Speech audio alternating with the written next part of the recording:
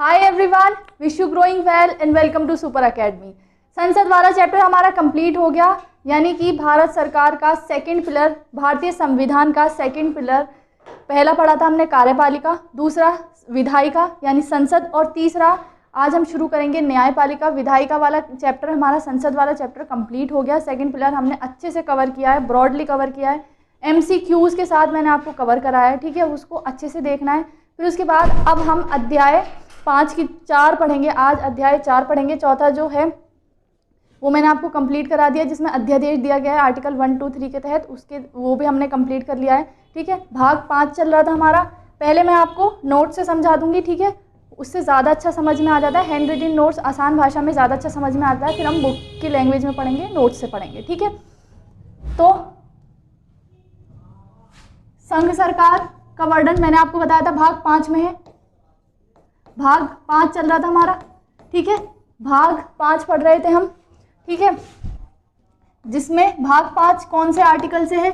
Article 52 से 151 तक, 52 से 151 तक भाग 5 है, जिसमें संघ सरकार यानी सेंट्रल गवर्नमेंट या यूनियन गवर्नमेंट का वर्णन किया गया है, ठीक है। भाग 5 में क्या है? यूनियन गवर्नमेंट या सेंट्रल गवर्नमेंट, ठीक है, गवर्नमेंट, ठीक है। फिर इसके बाद ये समझ में आ गया, संघ सरकार या केंद्र सरकार का वर्णन दिया गया है। फिर इसके बाद भाग 5 का अध्याय 1 मैंने आपको पढ़ाया था, अध्याय 1 मैंने आपको पढ़ाया था, जिसमें कार्यपालिका दी गई थी। संघ की कार्यपालिका हमने पढ़ी थी, संघ की कार्यपालिका,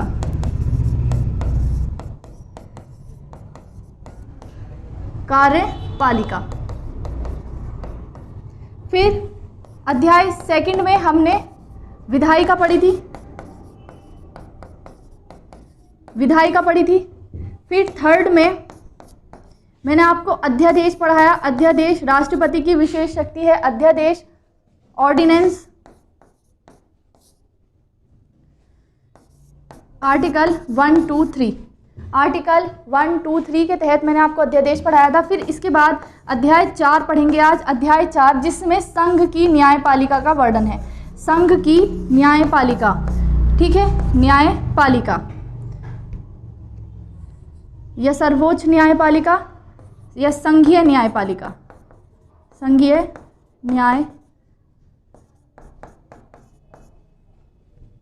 संघीय न्यायपालिका नहीं आएगी, सर्वोच्च न्यायपालिका, सर्वोच्च न्यायपालिका, भारतीय क्या है? सुप्रीम कोर्ट, सुप्रीम कोर्ट पढ़ेंगे, ठीक है। अध्याय 5 में आपको ध्यान रखना है, भाग 5 में दिया गया है यूनियन गवर्नमेंट का वर्णन किया गया है, संघीय सरकार का, जिसमें संघीय सरकार के, भारतीय संविधान में संघीय सरकार के जो निम्न पिलर दिए गए हैं, एक है संघ की कार्यपालिका, ठीक है। फिर दूसरा पिलर होता है विधायिका, तीसरा होता है न्यायपालिका, जो मेजर पिलर हैं, ठीक है। चौथा पिलर किसे कहा जाता है? मीडिया को, ठीक है। लेकिन आज के जो चैप्टर है उसमें पढ़ेंगे न्यायपालिका,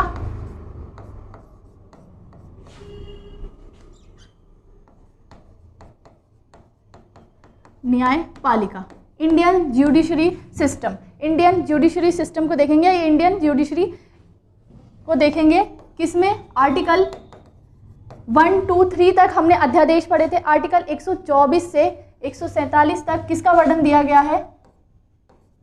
124 से 147 तक, 147 तक किसका वर्णन दिया गया है?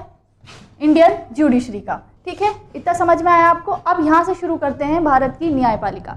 आपको ध्यान रखना है, मैंने आपको बताया मेजर 3 पिलर हैं, पहला है कार्यपालिका, फिर विधायिका, तीसरा पिलर है न्यायपालिका, ठीक है, जो भारतीय संवैधानिक व्यवस्था को ढांचा प्रदान करते हैं, ठीक। ये चेक एंड बैलेंस का काम करते हैं, एक दूसरे की शक्तियों को सीमित करते हैं, नियंत्रित करते हैं, ठीक है, एक दूसरे के क्षेत्राधिकार को आगे बढ़ने से रोकते हैं।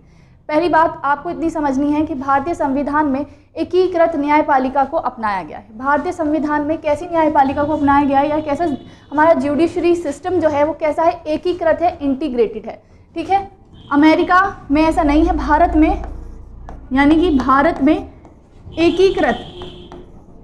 एकीकृत न्यायपालिका को अपनाया गया है, एकीकृत न्यायपालिका। अब एकीकृत न्यायपालिका का मतलब है, देखिए एक डायग्राम बना रही हूँ, उसमें मैं आपको अच्छे से समझाऊंगी, क्योंकि चार्ट से, फ्लो चार्ट से समझ भी अच्छा आता है और आपको जो मार्क्स मिलते हैं, अगर आप आंसर राइटिंग में फ्लो चार्ट्स या डायग्राम का यूज़ करते हैं उसमें मार्क्स भी ज़्यादा मिलते हैं। लिमिटेड आपके जो वर्ड्स हैं वो वर्ड लिमिट भी मेंटेन रहती है और आपको मार्क्स ज़्यादा मिलते हैं, समझ भी अच्छा आता है। ये पढ़ रहे हैं हम अपना इंडियन जुडिशरी सिस्टम, ठीक है। इस तरह का पिलर बनेगा, ठीक है। इसमें सबसे ऊपर है सुप्रीम कोर्ट, सर्वोच्च न्यायालय, ठीक है, उच्चतम न्यायालय, सुप्रीम कोर्ट। मैं आपको एकीकृत न्यायपालिका समझाने की कोशिश कर रही हूँ कि एकीकृत न्यायपालिका क्या है और हमारे जो जुडिशरी सिस्टम है या हमारे न्यायपालिका का सिस्टम है वो क्या है भारत में। फिर सुप्रीम कोर्ट से नीचे आते हैं हाई कोर्ट्स, हाई कोर्ट, ठीक है। सुप्रीम कोर्ट से नीचे आते हैं सबसे पहले ऊंचाई पर या शीर्ष पर सबसे पहले कौन सी है, शीर्ष न्यायपालिका, उच्चतम न्यायपालिका है सुप्रीम कोर्ट। फिर इसके बाद आता है हाई कोर्ट, जिनकी संख्या 25 है, 25 हाई कोर्ट्स हैं भारत में वर्तमान में। इसके बाद आते हैं जिला और सत्र न्यायालय, जिला और सत्र न्यायालय, जिला और सत्र न्यायालय। आपको ध्यान रखना है जिला और सत्र न्यायालय प्रत्येक जिले में, प्रत्येक डिस्ट्रिक्ट में एक होता है, ठीक है। प्रत्येक डिस्ट्रिक्ट में एक होता है जिला और सत्र न्यायालय, ठीक है। और आपको ध्यान रखना है कि एक ज़िले में एक सत्र न्यायालय, जिला न्यायालय होता है, तो इनको दो नामों से क्यों पुकारा जाता है।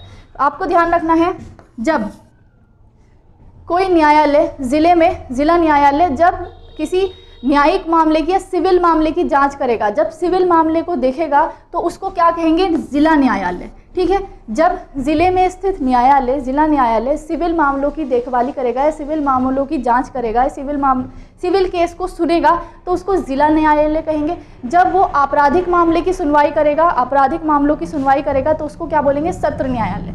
इसीलिए इसको दो नामों से जाना जाता है। ज़िले में एक ही न्यायालय होता है, उसको जिला न्यायालय भी बोलते हैं, सत्र न्यायालय भी बोलते हैं। जिला कब बोलेंगे, जब वो सिविल मामलों की सुनवाई करेगा, और सत्र न्यायालय कब बोलेंगे, जब वो आपराधिक मामलों की सुनवाई करेगा। इसके नीचे आता है मुंसिफ न्यायालय, ठीक है। जिला न्यायालय से नीचे आते हैं मुंसिफ न्यायालय। मुंसिफ, मैं बार बार रफ इसलिए करती हूँ ताकि आपको अच्छे से विजिबल हो जाए। मुंसिफ न्यायालय, ठीक है, मुंसिफ न्यायालय, ठीक है।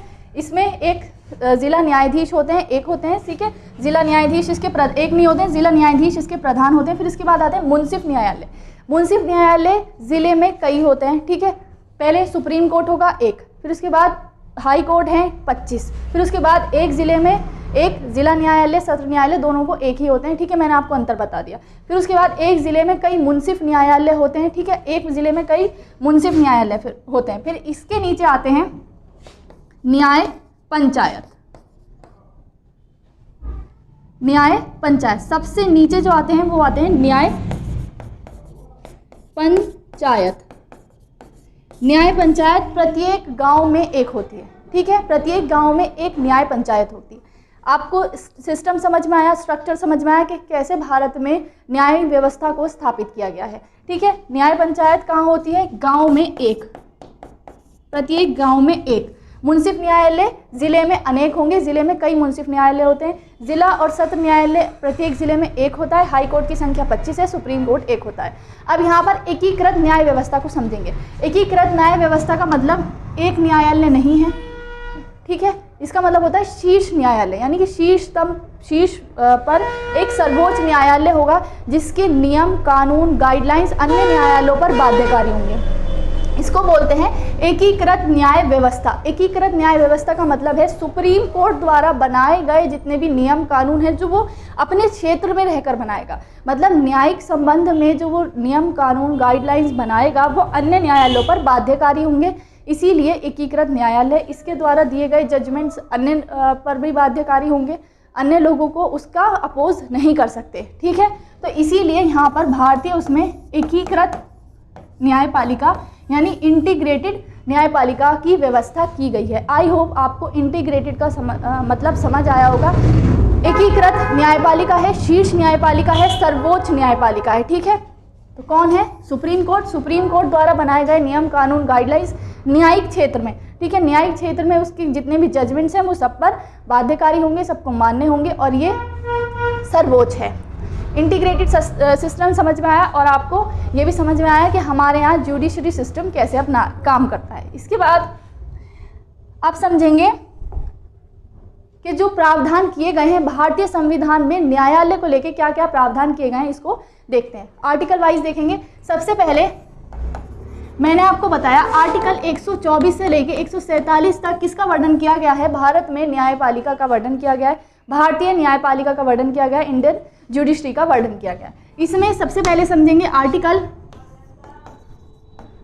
1 to 4, ठीक है। आर्टिकल 124, आर्टिकल 124 का ए कहता है, आर्टिकल 124 का क्लॉज 1 कहता है ये न्यायाधीशों की संख्या का प्रावधान करता है। न्यायाधीशों की संख्या का प्रावधान यानी न्यायालय में कितने न्यायाधीश होंगे इसका प्रावधान करता है और इसकी संख्या को निश्चित करने की शक्ति किसको दी गई है? संसद को, ठीक है।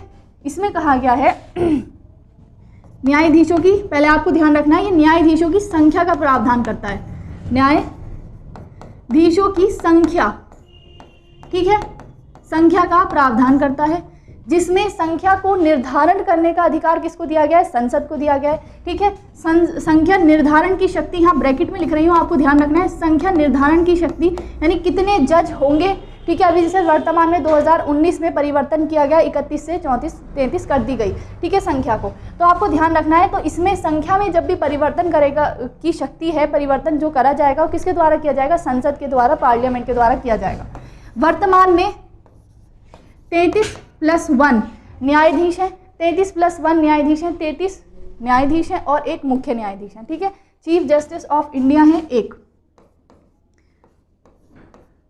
Chief justice of India CJI, ठीक है। 33 न्यायाधीश और एक मुख्य न्यायाधीश होते हैं। तीनों की शक्तियां समान हैं लेकिन ये मुख्यों में प्रधान होते हैं, ठीक है, समान में प्रधान होते हैं, सबकी शक्तियां बराबर होती हैं। तो कुल मिलाकर कितने न्यायाधीश हो गए? 34, ठीक है। कितने न्यायाधीशों की संख्या कितनी है? 34। कितने? 33 न्यायाधीश हैं और सुप्रीम कोर्ट के और एक चीफ जस्टिस ऑफ इंडिया। ये किसके तहत है? आर्टिकल 124 का क्लॉज 1 उनकी संख्या के संबंध में प्रावधान करता है, जिसकी संख्या में परिवर्तन की शक्ति किसको दी गई है? संसद को दी गई है। इसके बाद आर्टिकल 124 का क्लॉज 2, ये इम्पॉर्टेंट है, पीछे पूछा गया है। किसके बारे में प्रावधान करता है? ये नियुक्ति के संबंध में प्रावधान करता है, यानी सुप्रीम कोर्ट के जितने भी जजेस हैं, ठीक है, मुख्य न्यायाधीश, उन सब की नियुक्ति के संबंध में प्रावधान किसमें किया गया है? आर्टिकल 124 के क्लॉज 2 में। आर्टिकल 124 के क्लॉज 2 में आपको ध्यान रखना है, अगर आपको एग्जाम में केवल 124 लिखा हुआ आता है और आर्टिकल अन्य दिए जाते हैं तो आपको 124 लगाना है, लेकिन अगर 124 1 2 3 लिखा आता है तो 2 लगाना है, ठीक। किसके संबंध में? नियुक्ति के संबंध में, ठीक है। ये किसका प्रावधान करता है? नियुक्ति का प्रावधान करता है, ठीक है। नियुक्ति के संबंध में प्रावधान किया गया है।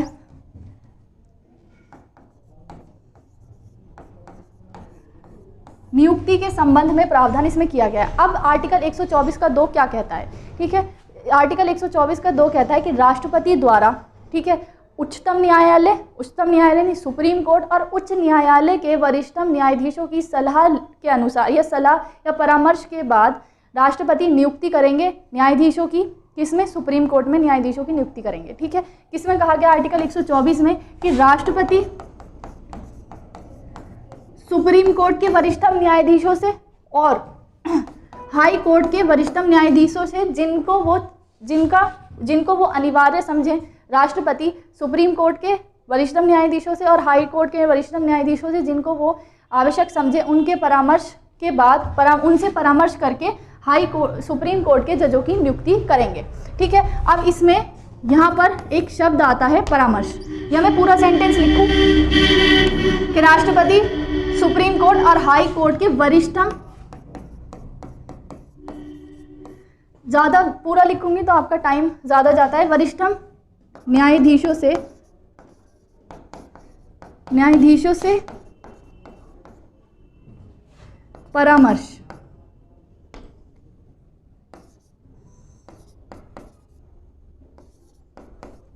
परामर्श के बाद नियुक्ति करेंगे, ठीक है, नियुक्ति करेंगे सुप्रीम कोर्ट के जजेस की और मुख्य न्यायाधीश की। अब आपको यहाँ ध्यान रखना है कि विभिन्न मामलों में इस परामर्श पर विवाद हुआ। इस परामर्श को लेकर विवाद हुआ किस बात में कि ये परामर्श बाध्यकारी है, बाइंडिंग है, या अबाध्यकारी है, नॉन बाइंडिंग है, ठीक है। यहाँ पर कहा गया है कि राष्ट्रपति सलाह अनुसार यानी परामर्श करने के बाद नियुक्ति करेंगे। अब विभिन्न केसेस में ये बात उठाई गई कि राष्ट्रपति द्वारा जजेस की नियुक्ति में जो ये सलाह ली जा रही है, ये परामर्श लिया जा रहा है, क्या ये बाध्यकारी है या अबाध्यकारी है। इस पर बाद में एक जजमेंट निकल कर आता है। कहाँ?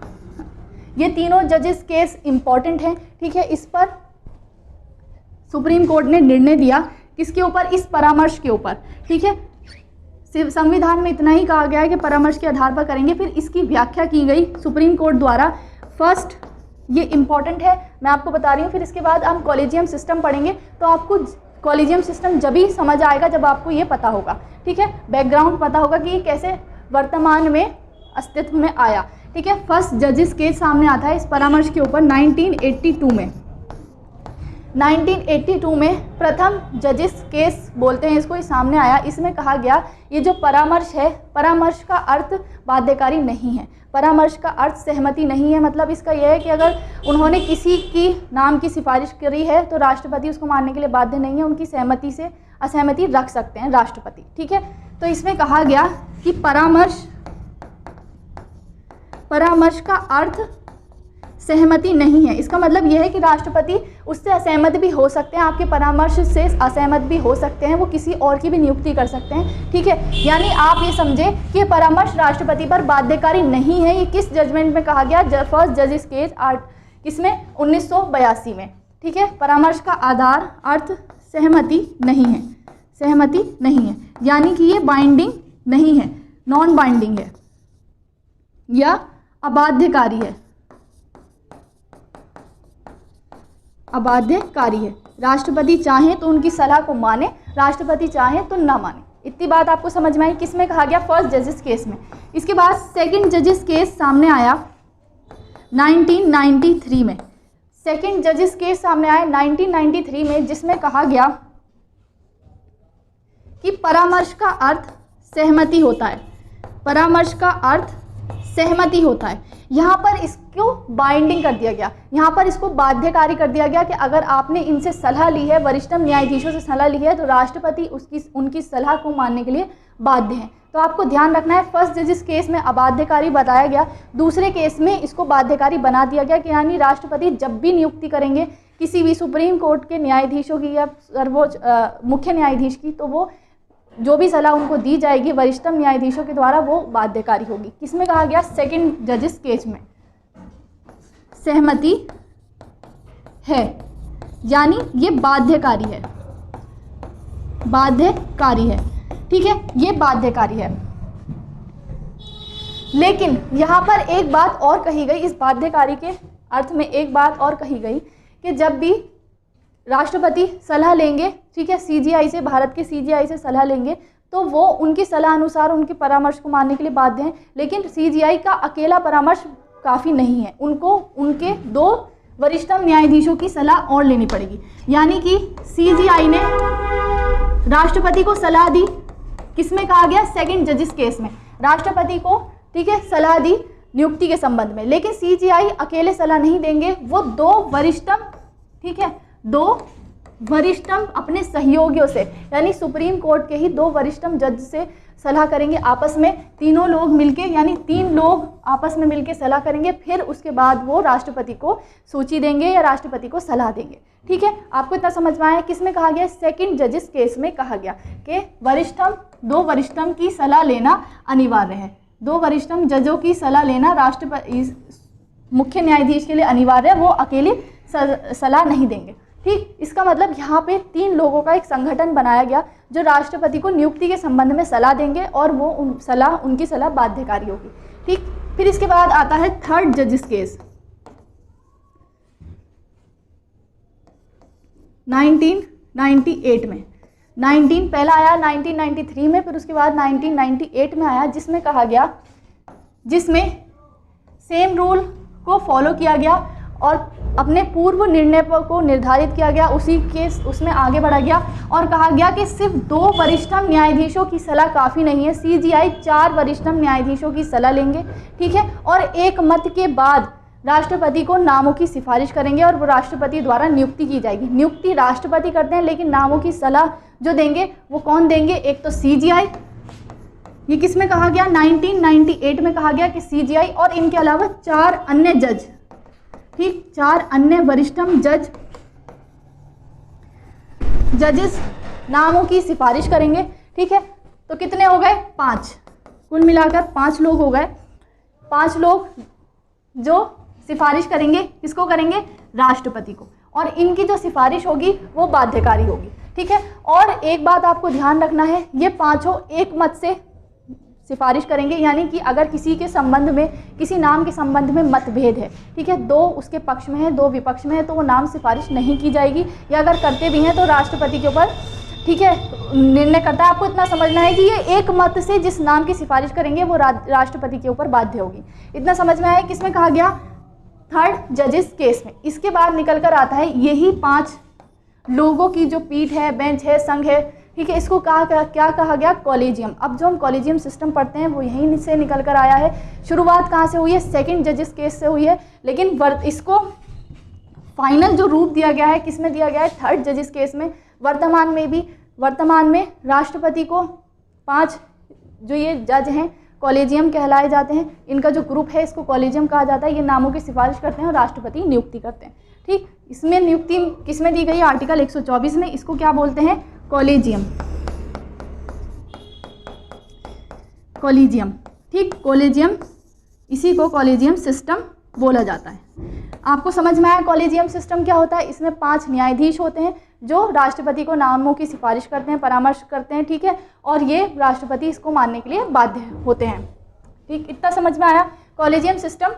अगर मैं आपको ये केसेस नहीं समझाती तो शायद आप इतने अच्छे से कॉलेजियम सिस्टम नहीं समझ पाते। वर्तमान में ये लागू है। इसके बाद 124 ए का क्लॉज ए पढ़ा, क्लॉज 2 पढ़ा। अब इसके बाद आर्टिकल 124 के क्लॉज 2 के के में या ए में न्यायाधीशों के कार्यकाल और उनकी पदावधि का प्रावधान किया गया है, ठीक है। कार्यकाल और पदावधि का प्रावधान किया गया है, कार्यकाल या पदावधि।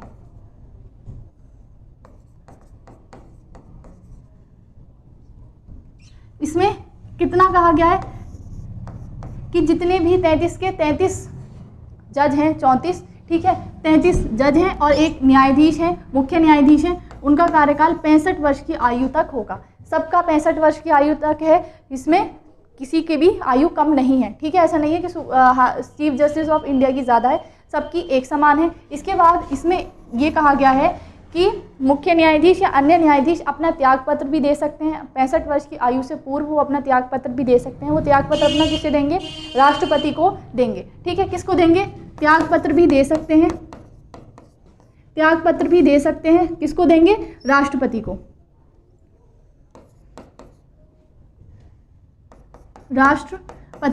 राष्ट्रपति को आपको ध्यान रखना है 65 वर्ष की आयु तक रहते हैं।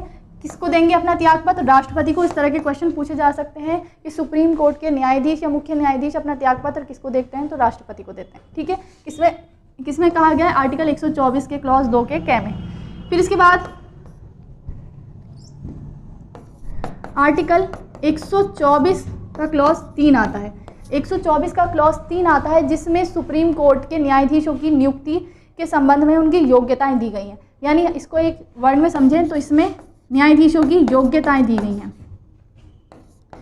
न्यायाधीशों की योग्यताएं दी गई हैं, ठीक है। योग्यताएं आपसे क्वेश्चन में पूछी जा सकती हैं, पूछी गई हैं कि न्यायाधीशों की योग्यताएं क्या होती हैं, ठीक है। किस में दी गई हैं? आर्टिकल 124 के क्लॉज 3 में योग्यताएं दी गई हैं। योग्यताएं क्या क्या हैं? देखो, पहला, भारत के नागरिक, भारतीय नागरिक हों, भारतीय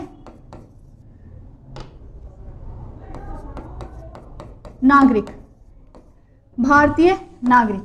फिर उसके बाद आपको ध्यान रखना है हाई कोर्ट में लगातार 5 वर्षों तक जज रहे हो, ठीक है। लगातार आपको ये ध्यान रखना है लगातार रहा है, 5 वर्ष लगातार होना चाहिए, ऐसा नहीं है 2-3 अलग अलग करके, 5 वर्ष लगातार ये बुक में लिखा हुआ है।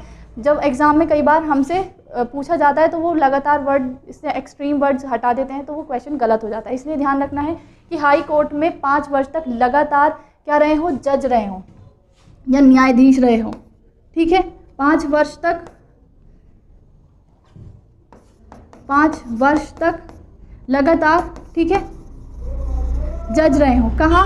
हाई कोर्ट में। हाई कोर्ट में तब वो सुप्रीम कोर्ट के न्यायाधीश बनने के अधिकारी होंगे। फिर उसके बाद यह हाई कोर्ट में 10 वर्ष तक एडवोकेट रहे हो, यानी कि हाई कोर्ट में 10 वर्ष तक उन्होंने अधिवक्ता का कार्य किया हो या अधिवक्ता रहे हो, एडवोकेट, ठीक है। उसके बाद ये वाली जो शर्त है या ये वाली जो योग्यता है दी गई है संविधान में, ये एग्जाम में ज़्यादा पूछी जाती है, ठीक है। कौन सी? कि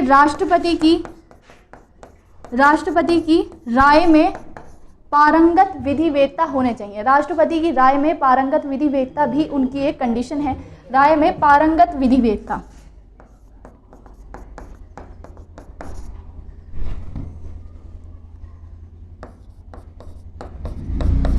पारंगत विधिवेत्ता यानी कि विधि के अच्छे ज्ञानी, पारंगत विधिवेत्ता, ठीक है। ये दी गई है योग्यताएं, ये तीनों ज़्यादा पूछी जाती हैं, इसमें ये वाली ज़्यादा इंपॉर्टेंट है, ठीक है। किस में दी गई है? आर्टिकल 124 के क्लॉज 3 में। इसके बाद बात करते हैं आर्टिकल 124 का क्लॉज 4 क्या कहता है। आर्टिकल 124 का क्लॉज 4 किसके बारे में प्रावधान करता है? महाभियोग, यानी कि सुप्रीम कोर्ट के जजेस को उनके पद से हटाया भी जा सकता है। महाभियोग का शब्द जो है वो प्रयोग केवल राष्ट्रपति और उपराष्ट्रपति के लिए किया गया है, इनके लिए ये शब्द प्रयोग नहीं किया गया है, लेकिन इनको पद से हटाया जाता है, इसीलिए शब्द को कहा जाता है कि इन पर महाभियोग लगाया गया है, ठीक है। महाभियोग का संविधान में इस शब्द का प्रयोग नहीं किया गया है, ठीक है। उनको हटाने की या पद से हटाने की प्रक्रिया का वर्णन किया गया है, महाभियोग शब्द कहा जाता है, लेकिन ये संविधान में उल्लेख इसका नहीं है, ठीक है, शब्द का। इसमें कहा गया है 124 के क्लॉज 4 में कि उनको पद से हटाया भी जा सकता है, संसद ऐसा प्रस्ताव लाकर उनको हटा भी सकती है, ठीक है। लेकिन आपको इसमें ध्यान रखना है कि इसके लिए पहले तो 2 आधार दिए गए हैं, ठीक। पहले आधार दिए गए हैं, जैसे राष्ट्रपति पर महाभियोग लगाने के आधार दिए गए हैं, उपराष्ट्रपति के लिए कोई आधार नहीं दिए गए हैं, जैसा राज्यसभा उचित समझे। लेकिन राष्ट्रपति और जो हमारे सुप्रीम कोर्ट के जजेस हैं उनके लिए आधार दिए गए हैं। 2 आधार दिए गए हैं। पहला है सिद्ध कदाचार, सिद्ध कदाचार, यानी कि उन पर कदाचार सिद्ध हो जाए, ठीक, एक आधार ये दिया गया है। फिर दूसरा आधार दिया गया है असमर्थता, असमर्थता, ठीक है।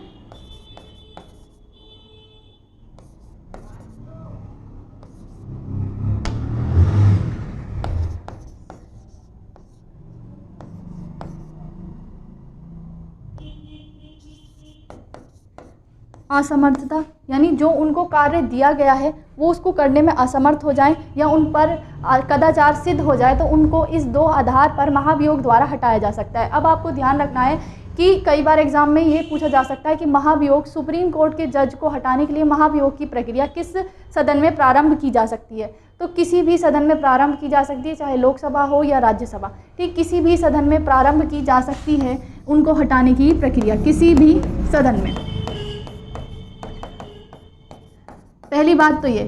और दूसरी बात आपको ये याद रखनी है कि जिस सदन में इस प्रस्ताव को पेश किया जाएगा उसमें पेश करने के लिए 1/4 सदस्यों का समर्थन चाहिए और उसको पारित करने के लिए विशेष बहुमत चाहिए। पेश करने के लिए 1/4 सदस्य समर्थन करेंगे, महाभियोग का प्रस्ताव लाने के लिए जिस भी सदन में लाया जाएगा उसको प्रस्तावित करने के लिए 2/3 यानी विशेष बहुमत की आवश्यकता होती है। फिर उसके बाद जब दूसरे सदन में भेजा जाएगा, जिस सदन में प्रक्रिया शुरू की गई है उस सदन से दूसरे सदन में भेजे जाने से 14 दिन पूर्व इसकी सूचना उस न्यायाधीश को दी जाएगी जिसके खिलाफ वो शुरू किया गया है, महाभियोग लगाया गया है, ठीक है। तो आपको ध्यान रखना है कि विशेष बहुमत या 2/3 बहुमत से पारित होगा दोनों सदनों में से, दोनों सदनों में, ठीक। विशेष बहुमत होता है 2/3 बहुमत से इसको पारित किया जाएगा। ये थोड़े से की टर्म्स हैं, पूछे जाते हैं। जो महाभियोग का प्रस्ताव है विशेष बहुमत से पारित किया जाएगा। आज तक किसी भी जज पर महाभियोग नहीं सिद्ध हो पाया है, ठीक है। किसी भी सदन में शुरू किया जाएगा और उसकी पूर्व सूचना उनको दी जाएगी 14 दिन पूर्व, ठीक है। ये किस में कहा गया है? आर्टिकल 1 to 4 के क्लॉज 4 में। फिर उसके बाद 1 to 124 का क्लॉज 5 कहता है कि कदाचार, सिद्ध कदाचार जो उनके ऊपर आधार बताया गया है महाभियोग का, कदाचार और दूसरा था असमर्थता, ठीक है। कदाचार और असमर्थता के आधार पर महाभियोग लगाया जा सकता है, लेकिन इसकी जांच भी तो होगी कि वो सच में कदाचार सिद्ध है उनके ऊपर या सच में वो असमर्थ हैं या नहीं। तो इसकी जांच की जो प्रक्रिया निर्धारित की जाएगी वो संसद द्वारा निर्धारित की जाएगी। ये किस में कहा गया है? आर्टिकल 124 के 5 में, ठीक है। आपको समझना है जिन आधारों पर उन पर महाभियोग चलाया जाएगा तो उन आधारों की भी जांच की जाती है कि ये चलाने वाकई में महाभियोग लगाया जाए या नहीं, ठीक है। प्रस्ताव पेश करने से पहले उन पर कदाचार या असमर्थता की जांच की जाएगी, उसके बाद ये प्रस्ताव को संसद में लाया जाएगा। तो ये जो जांच की जाएगी इसकी प्रक्रिया का निर्धारण संसद को दिया गया है शक्ति। तो ये किस में कहा गया है कि उनकी प्रक्रिया असमर्थता या कदाचार की जो जांच की जाएगी उसकी प्रक्रिया का निर्धारण संसद करेगी। ये किस में कहा गया है? आर्टिकल 124 के 5 में। यानी कदाचार असमर्थता की जांच की प्रक्रिया कैसे होगी उसका निर्धारण, प्रक्रिया का निर्धारण कौन करेगा? संसद, ठीक है। संसद करेगी। किसमें कहा गया है? आर्टिकल 124 के 5 में। फिर आता है आर्टिकल 124 का क्लॉज 6। आर्टिकल 124 का क्लॉज 6, इसमें शपथ दी गई है, ठीक है। शपथ दी गई है, किसकी शपथ दी गई है? न्यायाधीशों की शपथ दी गई है। शपथ दी गई है, शपथ कौन दिलाएगा? राष्ट्रपति दिलाएंगे, ठीक है। राष्ट्रपति न्यायाधीश और मुख्य न्यायाधीशों को शपथ दिलाते हैं। राष्ट्रपति की अनुपस्थिति में या राष्ट्रपति द्वारा दिलाई जाती है शपथ, या राष्ट्रपति किसी और व्यक्ति को भी नियुक्त कर सकते हैं, ठीक है। राष्ट्रपति द्वारा या राष्ट्रपति द्वारा नियुक्त अन्य व्यक्ति द्वारा, जिसकी नियुक्ति राष्ट्रपति करेंगे उस व्यक्ति द्वारा शपथ दिलाई जाएगी। ये किसमें कहा गया है? 124 के क्लॉज 6 में शपथ का प्रावधान किया गया है, ठीक है।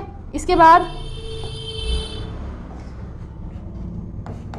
124 का 7 कहता है कि जो भी व्यक्ति, ठीक है, सर्वोच्च न्यायालय में न्यायाधीश रह चुका है वो किसी भी न्यायालय या प्राधिकरण में कार्य नहीं करेगा। उसके कार्य पे रोक लगाई गई है ताकि उसकी स्वतंत्रता निश्चित की जा सके, ठीक है। इसमें कहा गया है 124 के 7 में कि जो भी व्यक्ति न्यायाधीश रह चुका है, यानी सुप्रीम कोर्ट का जो न्यायाधीश है वो अपने कार्य अवधि के समाप्ति के बाद, यानी अपने कार्यकाल की समाप्ति के बाद किसी भी न्यायालय या किसी भी प्राधिकरण में कोई भी कार्य या सेवा प्रदान नहीं करेगा, ठीक है।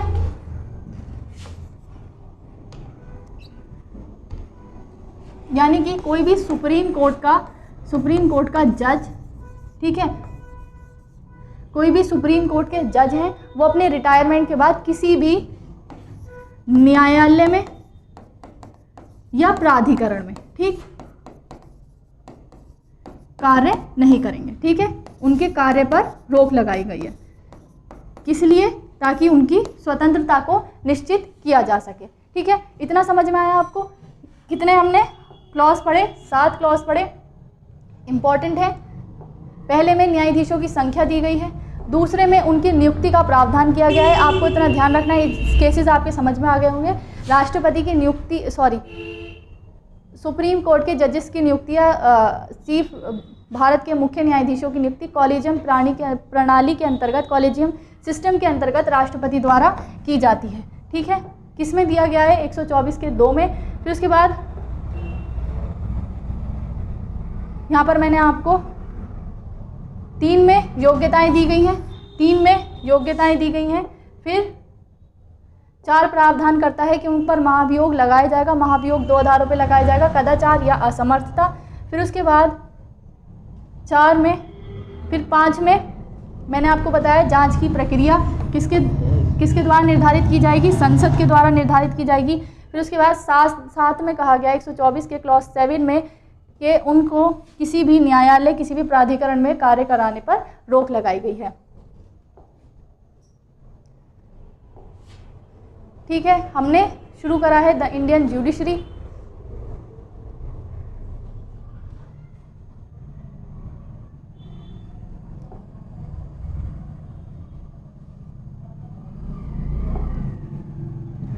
भारतीय शासन प्रणाली का तीसरा आधार स्तंभ, भारतीय शासन प्रणाली का तीसरा आधार स्तंभ न्यायपालिका है। पहला कार्यपालिका है, दूसरा विधायिका है, तीसरा न्यायपालिका है। भारत की शासन प्रणाली संघीय है, किंतु संघीय है। संघीय न्यायपालिका मैंने लिखा था, मैंने आपको बताया था संघीय नहीं आएगा, न्यायपालिका आएगा। कौन सी न्यायपालिका? एकीकृत न्यायपालिका आएगा। एकीकृत न्यायपालिका का मतलब मैंने आपको समझा दिया कि एकीकृत न्यायपालिका का मतलब है सर्वोच्च न्यायपालिका, शीर्ष न्यायपालिका। सर्वोच्च न्यायालय सुप्रीम कोर्ट संविधान के भाग 5 के अंतर्गत अध्याय 4 के अनुच्छेद 124 से 147 तक सर्वोच्च न्यायालय से संबंधित है। सर्वोच्च न्यायालय की स्थापना और गठन अनुच्छेद 124 में दिया गया है। अनुच्छेद 124 का वर्णन मैंने आपको अच्छे से, इसके अंदर जितने भी क्लॉज दिए गए थे वो मैंने आपको अच्छे से समझाए हैं। ठीक है, 124 के अनुसार बुक्स में खाली आपको इतना ही दिखेगा। 124 के अनुसार क्या कहा गया है? सर्वोच्च न्यायालय के मुख्य न्यायाधीशों की नियुक्ति मुख्य न्यायाधीश और 33 अन्य न्यायाधीश होंगे। जो सर्वोच्च न्यायालय में जजों की संख्या में वृद्धि का अधिकार किसको है? संसद को दिया गया है।